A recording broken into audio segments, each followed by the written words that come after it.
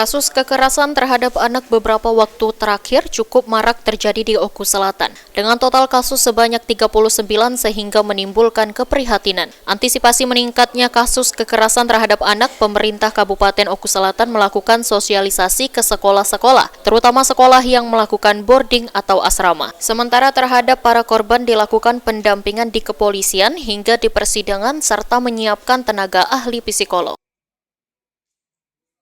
Kami dari Dinas PPPA, PPKB Kabupaten Oku Selatan merasa sangat prihatin terhadap kejadian-kejadian kekerasan terhadap anak yang belakangan ini marak terjadi. Kami sudah melaksanakan pencegahan-pencegahan sebelumnya, baik melalui sosialisasi sekolah-sekolah ataupun membentuk kader-kader PATBM yang ada di desa.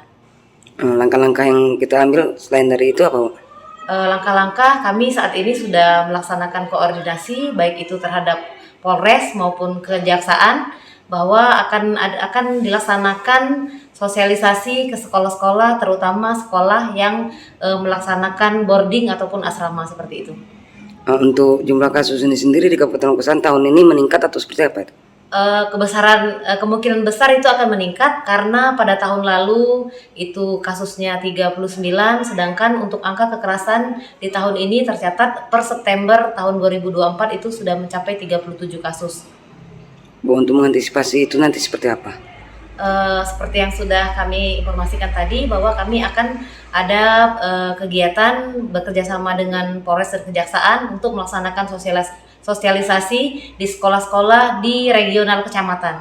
Kemudian kami juga sudah membuka keran untuk pelaporan pelayanan pengaduan melalui call center Sapa Okus, Sahabat Perempuan dan Anak Oku Selatan ada call centernya. Bu, untuk korban ini sendiri mendapat pendampingan atau seperti apa ini? Kami setiap korban yang melapor ataupun korban yang dari Polres, kami melaksanakan jangkauan kasus, kemudian kami melaksanakan pendampingan baik itu mulai dari visum, BAP ataupun ketika sidang di Kejaksaan. Kemudian kami juga melaksanakan pendampingan psikolog dengan mendatangkan tenaga ahli dari psikolog dari provinsi. Sri Fitriana, PAL TV.